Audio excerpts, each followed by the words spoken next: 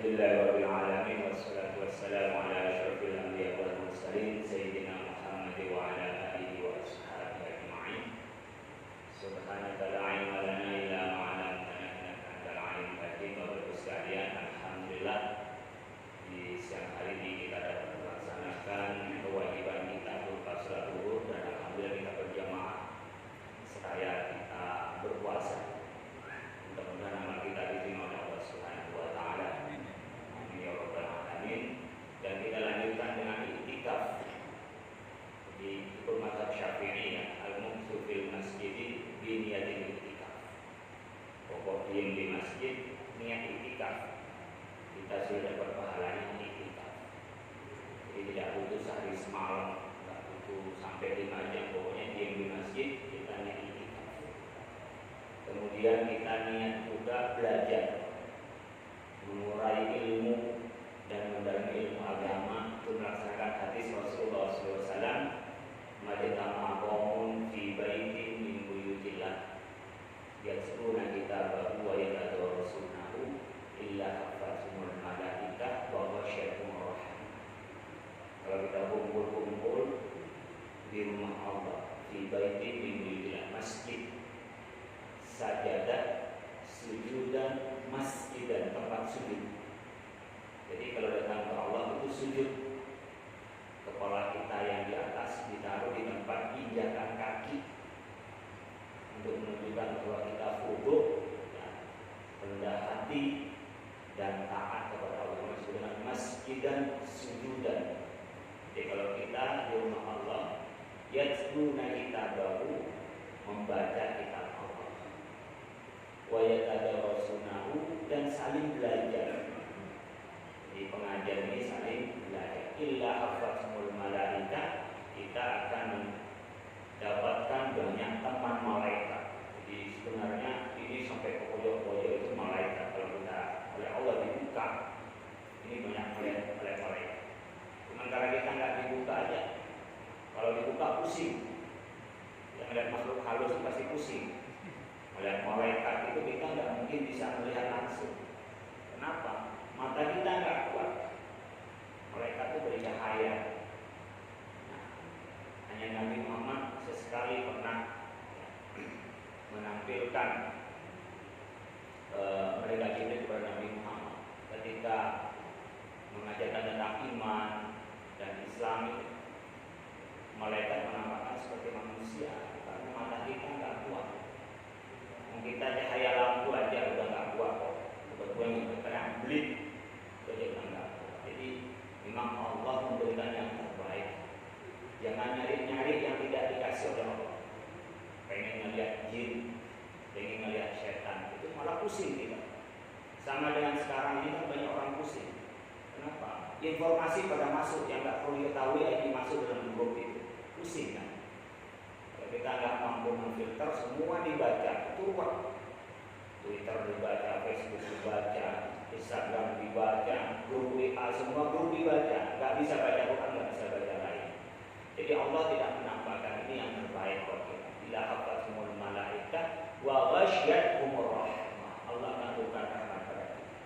Jadi kalau memang imannya benar, masuk masjid itu tenang. Kalau imannya gak benar, masuk masjid itu gelisah. Makanya orang yang baik itu mu'allaqun bil masajid, yang menggantungkan hatinya dengan masjid. Idza ra'aytumun nasa 'ala ra'aytumur rajula ya'tadu masjid fashidu annahu min ahlil khair. Kalau melihat ada orang sering ke masjid, saksikan dia pasti orang baik. Jadi kita nggak mungkin istiqomah kalau tidak berangkat dari hati. Kalau sekedar ikut-ikutan itu paling sekali 2 kali. Setelah itu tidak. Contohnya apa? Kemarin orang senang goes ketika COVID. Selesai COVID udah nggak begitu ramai orang goes kecuali yang memang hobi goes. Sama dengan orang jalan kaki menjinjit. Jadi tinggi tapi sebentar, nggak kuat dan lama. Jadi yang istiqomah, sumastaqom, yang kemudian istiqomah itu adalah alladzina amanu, orang-orang yang beriman yang berangkat dari hati. Nah, ibu bapak sekalian, kita hari ini sudah hari yang keberapa? Hari berapa? 23 yang puasa duluan. Yang puasa belakangan 23. Jadi kalau kita nyari Lailatul Qadar, kira-kira malam apa malam ganjilnya? Kita nyari malam ganjil aja udah susah. Apalagi mau cari Lailatul Qadarnya. Jadi ganjilnya aja susah. Kalau menurut pemerintah yang puasa hari Minggu, ya nanti malam itu malam 23. Kalau ngikutin yang puasa hari Sabtunya, nanti malam 24 gitu. Kita nggak usah debat kapan malamnya, pokoknya penting puasa gitu kan. Terus kita dikit dia mulai daripada berdebat tapi nggak puasa, nggak dia mulai kan, lebih parah. Jadi kita tolerir aja, mau gimana lagi nyatanya begini. Meskipun ya hanya Indonesia yang terjadi begini. Tapi itulah namanya fiqhul waqi', suatu kenyataan yang bisa kita ambil masalahnya, saling mengerti, saling memahami, penting sama-sama puasa. Mudah-mudahan lebarannya bareng ya, biar enggak ribet. Mau kesana belum lebaran, sementara kita udah lebaran. Kadang-kadang ada khotib yang nggak benar ini. Saya beberapa waktu lalu ya masih sering 5, 6 tahun, 8 tahun, 10 tahun lalu dia sering lebarannya berbeda. Ada khotib yang nggak benar, khutbahnya 2 kali. Harinya sebelum khutbah, besoknya khutbah lagi. Jadi ini nggak benar, saat khotibnya nggak benar gitu. Kalau udah memang yakinnya hari Minggu, ikuti sampai lebarannya Minggu. Ikuti yang pendapat hari puasanya hari Minggu. Kalau memang ikut hari Sabtu puasanya, ikut yang menentukan hari Sabtu itu lebarannya kapan. Jangan ikut hari Minggu puasanya karena belakangan lalu cari lebaran yang duluan. Itu mazhab enaknya dewe itu namanya. Jadi sekali ikut mazhab seperti saya enggak melihat langsung, saya taklid aja. Ngikutin orang yang melihat bulan langsung, apakah imkan ru'ya atau wujudul hilal. Karena semua pakai hisab dua-duanya. Cuma yang satu wujudul hilal, berapapun derajat yang ada bulan itu mulai puasa. Yang satu imkan ru'ya, kemungkinan bisa dilihat. Dulu itu 2 derajat. Sekarang keputusan Nabi itu kalau di atas 3 derajat. Jadi teropong-teropong itu memastikan saja. Aslinya ya imkan ru'ya pakai hisab. Nah, Bapak Ibu sekalian, kalau sudah tidak jelas kapan ganjilnya, berarti kita Lailatul Qadar itu memang tidak ditentukan oleh Allah, dan kita setiap saat dia memang yang terbaik. Jangan kayak peta umpet gitu. Hari ini 23 masuk masjid, besok 24 tidur, ya kan 25 ngintip lagi. Gitu. Saya nggak tahu ya, perasaan saya 21 kemarin sudah turun. Perasaan saya, karena siangnya hujan, sorenya itu nggak ada hujan, cerah, paginya itu terang tapi nggak nyengat, panas matahari. Saya ketepatan di pesantren saya itu kalau pagi itu langsung matahari. Saya setiap Sabtu pagi biasanya mujahadah sampai sekarang. Kapan itu sudah pernah berhenti, mau lebaran tetap aja mujahadah. Saya kalau udah Sabtu pagi di pesantren saya itu terasa sekali matahari itu kencang tapi tidak menyengat. Wallahu a'lam, tapi perasaan.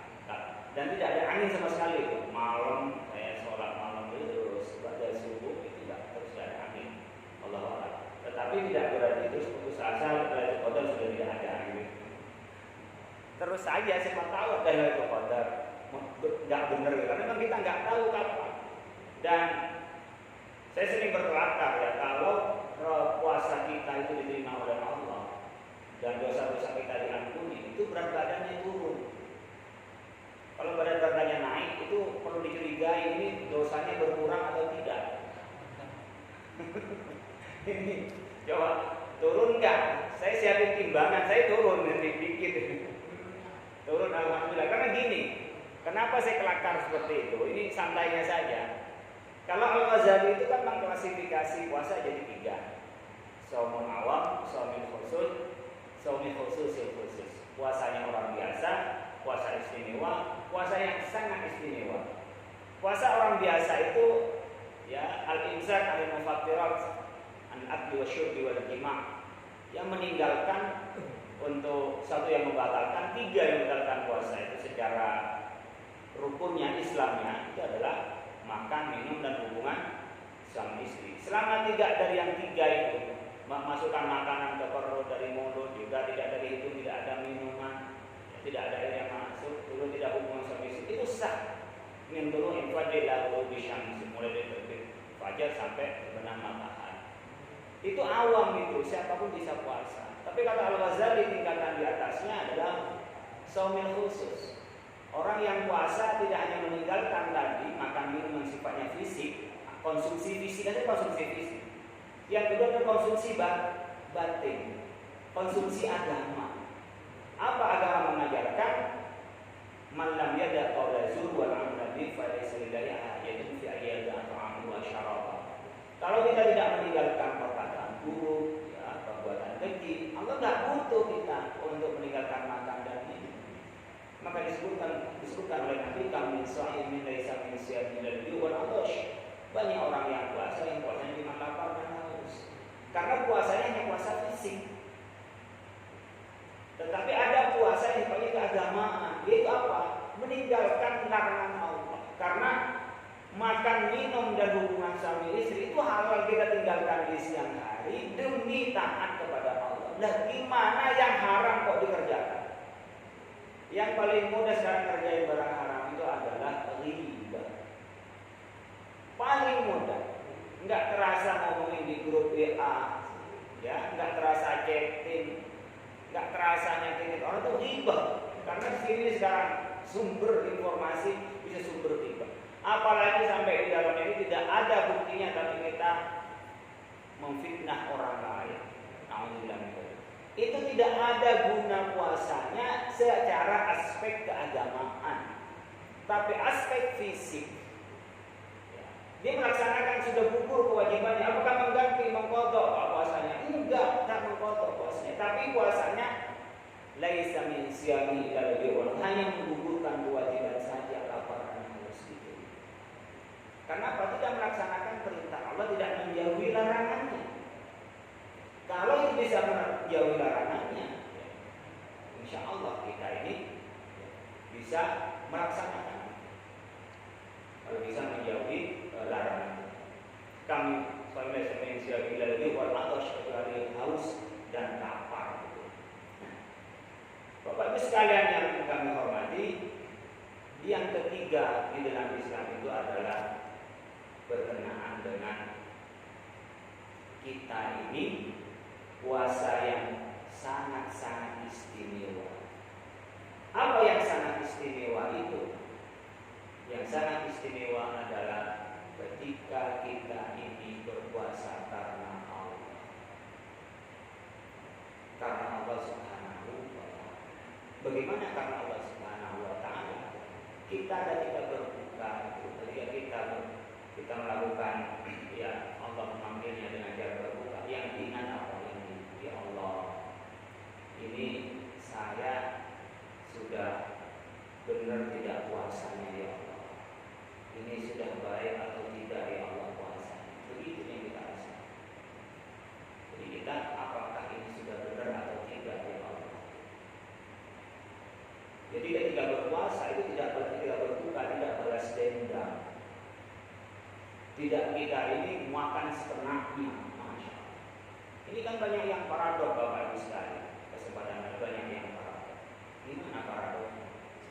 Paradok itu adalah kita bulan puasa tapi selalu pemerintah memberikan, ya, pemerintah selalu mengumumkan bahwa persiapan sembako cukup, persiapan penjagaan sembako, ya, memadai. Jadi seakan bulan puasa itu bulan makan-makan. Padahal bulan puasa itu adalah bulan untuk berpuasa. Bulan puasa itu harusnya adalah mengurangi konsumsi. Tapi nyatanya apa? Makin banyak konsumsinya, makin banyak makan. Mungkin yang tak pernah dimakan dalam hari-hari yang biasa itu malah dimakan atau disediakan pada saat bulan puasa. Maka saya bilang tadi, kalau orang soleh ketika berpuasa saat itu dan ketika berbuka itu gak enak makan karena khawatir puasanya tidak diterima oleh Allah, khawatir tidak maksimal puasa.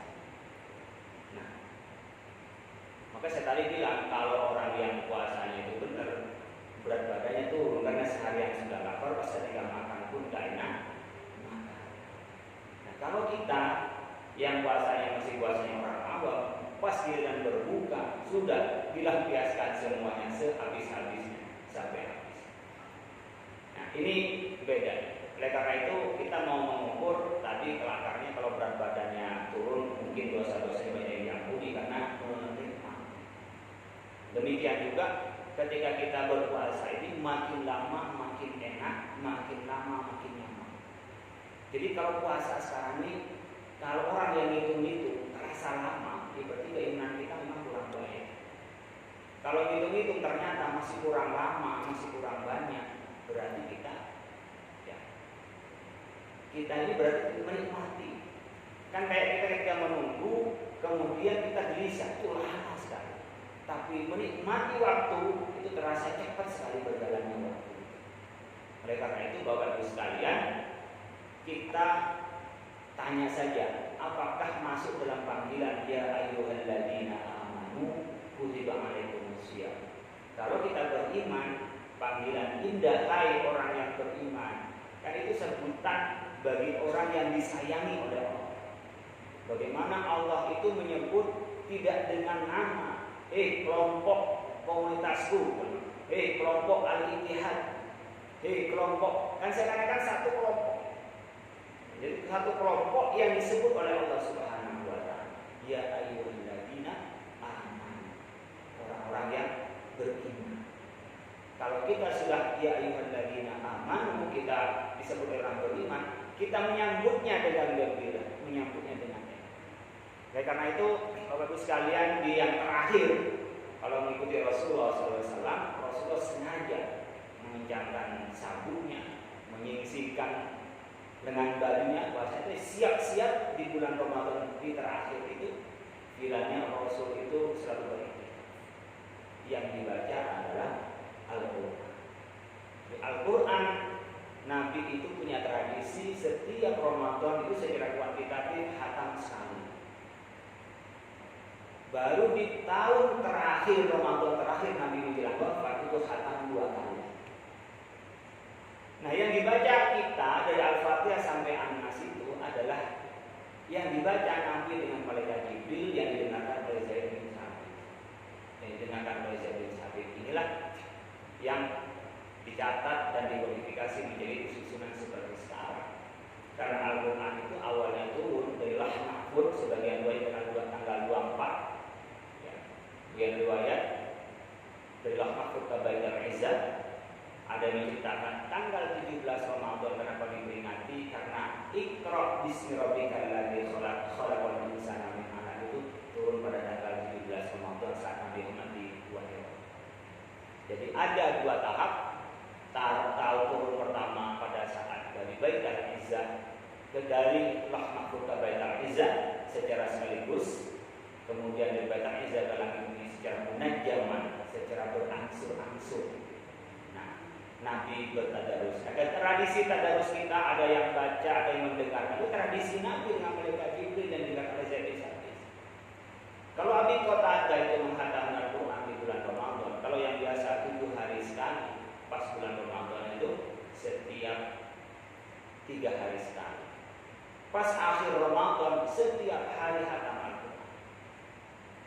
Sebuah riwayat menyebutkan Imam Syafi'i itu selama Ramadan hatam 60 kali. Kalau Imam Malik sengaja tawakufan itu menghentikan pengajian rutin hadis Al-Muwatta'nya setiap menjelang Ramadan untuk apa? Untuk fokus tadabburil Quran di bulan Ramadan. Kita tinggal hitung sekarang tentang membaca kuantitatif atau membaca secara kualitatif. Membaca secara kuantitatif itu adalah membaca yang berapa juz, mungkin setiap hari berapa ayat. Pada subuh, saya punya tradisi kalau bukan Ramadan, barangkali ada yang mau niru. Ba'da maghrib itu baca Quran minimal 25 ayat. Ba'da subuh minimal 25 ayat. Kalau senggang sampai 50 ayat. 1 juz itu biasanya seperti yang panjang-panjang seperti juz pertama sampai Sehur dari Alif Kamil itu 142 ayat. Jadi sebenarnya sehari setengah ya, atau 2 hari itu sudah bisa 1 juz. Jadi 2 bulan bisa hatam. Kalau kita kesibukan kadang-kadang sedikit ya 3 bulan sekali hatam. Jadi setahun 11 bulan itu bisa hatam ya. Kalau 3 bisa 4 kali hatam ditambah atau 3 kali hatam. Kita tinggal tanya saja. Kita jangan-jangan tidak hatam sama sekali kecuali ketika dulu kita hatam ketika ngaji masih kecil. Nah, ini memperingati nuzulul Quran, diingatkan biar kita kembali kepada Al-Quran. Itu teksnya. Ternyata di Indonesia masih 65% jumlah umat muslim menurut survei LSI belum bisa baca Al-Quran. Saya berharap Masjid Al-Ittihad itu memfasilitasi, undang guru siapa yang mau ngaji kasih aja gratis. Kalau ada dana infak, gurunya dibayar pakai dana infak aja. Kita siapapun yang kalau mau malu siapin aja guru, yang penting dia datang ke sini.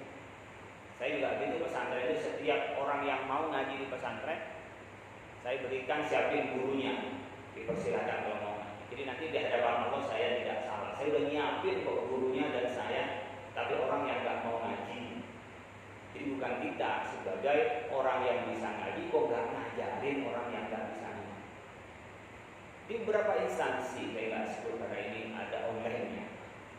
Beberapa instansi itu banyak yang eselon 1, eselon 2 saya anterin dulu biar dia bisa ngaji Quran. Biasanya mulai ingat 3 tahun lagi saya pensiun Pak, belum bisa ngaji, belum ngaji sebelah gitu. Banyak Pak. Tapi saya malu Pak nanti, ya udah kalau malu Bang gitu, nanti tersendiri. Undang sama-sama pejabatnya, itu 3 orang 5 orang. Ini ada metode yang tertentu, metode mama papa. Itu punya Ustaz Taslim, bisa rame-rame 20 orang sekaligus bisa. Sampai 10 pertemuan sudah bisa baca Quran. Dengan metode yang dia punya, orang tua pun bisa. Nah ada yang orang nggak malu, saya mau rame-rame, apapun yang nggak bisa ngaji, malu masih apa? Ada yang tidak mau, tapi ada yang mau. 65% belum bisa baca Al-Quran. Bisa bayar 65%. Kita kira-kira apakah tidak berkewajiban kita untuk mengajarkan? Kalau saya bisa, teman-teman yang bisa Quran. Sementara Al-Quran itu adalah manual booknya, buku pedoman. Ya kok kita belum bisa baca, itu berpedoman kemana? Katanya membaca aja, apalagi nanti banyak membaca secara kualitatif seperti bacanya Imam Malik yang bertadabbur. Kalau para sahabat itu ketika tadabbur tidak pindah dari satu ayat ke ayat berikutnya sampai paham betul tentang ayat ini. Jadi tidak pindah. Ya, kalau kita nggak bisa tadabbur, ya minimal terjemahannya apa artinya. Kalau kita mau, sekarang kan bisa menggunakan handphone yang kita punya, ada aplikasi. Al-Quran tadabbur, Al-Quran ada tadabbur, ada amal. Jadi tinggal buka satu ayat, klik ada tafsirnya. Tafsir bisa ambil Al-Tabari, Al-Qurtubi, Ibnu Katsir, As-Sa'di. Ya. Bisa Ibnu Katsir, itu tinggal ambil, tinggal diklik. Kalau yang bisa bahasa Arab tinggal baca. Atau kita bisa buka lah yang bahasa Indonesia, barangkali kajian-kajian, tapi harus pastikan yang nulis itu siapa. Jangan sampai kita belajar ke Mbah Google nggak jelas gurunya. Karena di dalam Syekhuna Google Al-Mukarram ini apa saja ada. Dan itu siapa yang memverifikasi benar atau tidak. Jadi fanduru amman ta'khuduna dinahu, katanya sahabat itu. Coba lihat dari siapa kita belajar agama. Saya mengapresiasi pada Masjid Al-Ittihad ini yang kalau nggak guru jelas itu belajar ilmunya kemana, ya. Berarti seorang sembarangan gitu. Beda dengan kita belajar namanya ilmu filsafat, ilmu sosial, boleh dari siapa saja deh kalau itu terserah. Karena nggak mutlak benar. Tapi kalau agama itu mutlak benar, minimal mendekati kebenaran. Karena mengacu pada Al-Quran hadis. Jadi jangan sembarang. Makanya laulal isnad laqala man syaa ma syaa, kalau tidak ada mata rantai keilmuan di dalam Islam akan ngomong apa saja dan siapa saja. Jadi memang harus ada mata rantai keilmuannya, harus ada mata rantai yang bisa ya, menyambungkannya. Kalau tidak ada mata rantainya, maka ya kita tidak bisa memastikan kebenaran agama. Nabi Muhammad itu menerima Al-Quran lewat malaikat Jibril. Ada yang menyampaikan dari Allah lewat malaikat Jibril kepada Nabi Muhammad. Ada para sahabat belajar dari Nabi Muhammad. Ya. Para tabiin belajar dari para sahabat, tabiin dari tabiin dari tabiin, ulama dari para tabiin. Cara belajar, jadi tidak sembarangan belajar. Ini dalam masalah agama. Makanya ada ta'ammul, ada tafakkur, ada tadabbur, ada tafsir. Tafsir saja ada bidiroyah, ada biriwayah, ada bidiroyah. Tafsir itu ada yang tafsir hanya dari Al-Quran, hadisnya apa? Al-Quran hadisnya apa? Namanya ketika wataku minggu umatun, ketika disebutkan wakadzalika ja'alnakum ummatan wasata. Ketika wasata itu apa? Menurut tafsir yang dikatakan oleh At-Tabari Al-Qurtubi dalam hadis adalah al-adl atau khiyarukum. Itu mengambil dari hadis langsung, tidak ngambil dari mana-mana sama sekali. Itu adalah riwayat tafsirnya At-Tabari dan Al-Qurtubi. Ada bidiroyah, ada penafsiran dari ulama mengartikan lebih rinci. Ya kalau tafsirnya Ibnu Katsir, ada tafsirnya fi Dilalil Quran Rasul Kutub, ya As-Sa'di, itu bisa tafsir yang menjelaskan lebih rinci secara kebahasaan. Atau yang biasa kita pelajari kelas dasar adalah tafsir Jalalain, bukan jalan lain ya. Jalalain, Jalaluddin dua, sama-sama Jalaluddin Asyuti itu. Jalalain dari kedua Jalaluddin. Itu tafsir yang perkata itu dimaknai tafsir. Itu ada riwayat dengan riwayat Rasulullah SAW, ada riwayat pemikiran ulama yang mengacu kepada hadis dan kepada Al-Quran dan secara kebahasaan. Itu baru tafsirnya. Kemudian kita ada ta'ammulnya, gimana lebih dalam, lebih dakik, lebih mendalam. Ada juga yang di dalamnya juga bisa kita tafakkur. Bagaimana kita ada ayat-ayat itu yang untuk kita tafakkur. Tafakkaru fi khalqillah wa la tafakkaru fi dzalik. Tafakkurlah di dalam zat, di dalam makhluk Allah, tapi jangan berpikir tentang diri Allah. Allah seperti apa ya? Pikir seperti apa? Tidak bisa kita tafakkur. Karena apa? Gak nyampe pikiran kita seperti apa Allah. La mazila lahu wa lam yakun lahu kufuwan ahad. Gak ada yang sama. Maka gak nyampe otak kita. Maka yang bisa kita tahu adalah melihat makhluk. Kok bisa ada angin, ada sinyal, ada air, ada api dalam lautan, bagaimana Allah mengaturnya? Allah Maha Kuasa. Kita bisa tinggi, ya, bisa tambah menua, meninggal, muncul yang baru, ada tsunami dan seterusnya. Itu kan kuasa Allah. Yang terakhir yang kita ingat adalah adanya COVID. Coba, nggak kelihatan COVID itu pada takut semua, mana ada COVID ya? Ditutup mulut kita, ditutup hidung kita. Kadang-kadang mulut kita ngomong sembarangan. Karena hidung kita mengendus sembarangan. Mungkin itu udah Allah berikan isyarat. Tutup dulu, ngomong yang baik-baik. Mungkin alam ini lagi, ya, alam lagi rusak, kotor, berhenti aktivitas biar kembali bermaja lagi. Allah menghendaki banyak hal. Kita aja yang pusing di mana, yang kemana. Wah, saudara meninggal yang biasanya pada datang, sekarang pada takut datang. Teman sakit, jenguk, jangankan jenguk, udah nggak mau tahu-tahu, terserah. Masya Allah. Itu nggak ada sekejam-kejamnya ketika COVID itu ya. Tetangga sakit nggak berani nengokin. Ya, saudara orang tua, bahkan kita ibu kita kan nggak bisa dideketin. Nggak bisa kita ikut mandiin di mana orang. Nah, sekarang ya termasuk kita menyaksikan ini udah dipasang karpetnya. Beberapa tempat kan berjarak. Saya punya beberapa kementerian, beberapa lembaga masih berjarak. Dulu disuruh berjarak sholat itu orang pada ngamuk. Sekarang disuruh rapat agak mau. Jadi gimana loh? Kita udah jelasin dari dulu rapetin. Gitu. Udah sampai begitu mulai dulu. Tapi kagak mau juga. Gitu. Padahal dulu ketika disuruh renggangin berantem ini, macam-macam lah orang itu. Sekarang disuruh rapat takut gimana? Jadi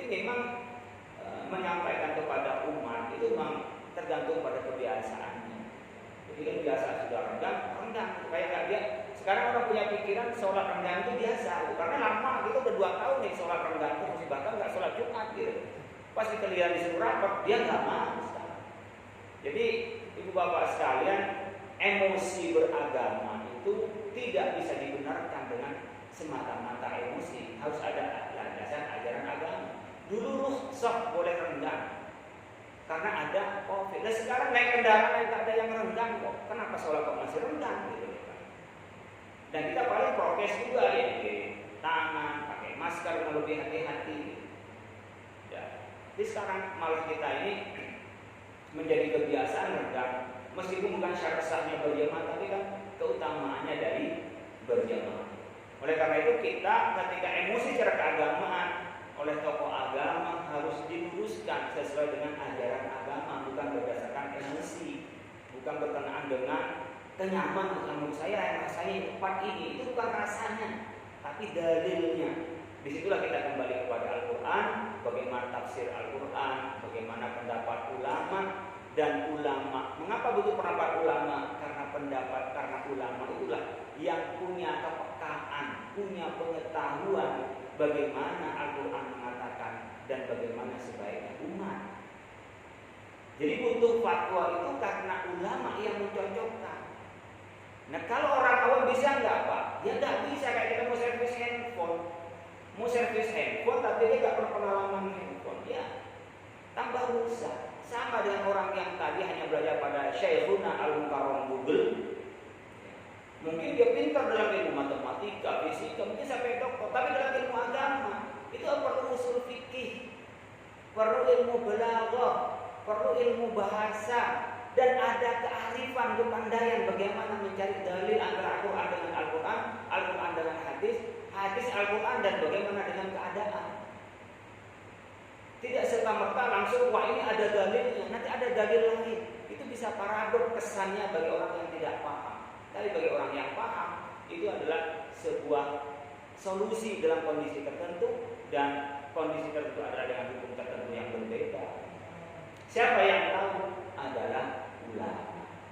Oleh karena itu Bapak-Ibu sekalian, di akhir Ramadan ini, 10 terakhir ya, nanti malam 23 bagi yang puasa hari Minggu, mungkin malam 24 bagi yang puasa hari Sabtu ya. Ini berarti tinggal 6 hari lagi. 6 hari lagi, cepat sekali. Minggu depan kita sudah Lebaran. Minggu depan. Jangan sia-sia. Ya, jadi kalau kita nggak masuk surga melewati Ramadan, itu keterlaluan. Kita nggak dapat ridho Allah melewati Ramadan, keterlaluan. Kenapa Pak? Karena di bulan Ramadan setan aja itu surga dibuka, dia nggak mau masuk. Semua pahala dilipat gandakan. Tapi kenapa nggak mau dilipat gandakan? Semua dosa diampuni, kenapa tidak beristighfar? Jadi kesempatan ada. Mudah-mudahan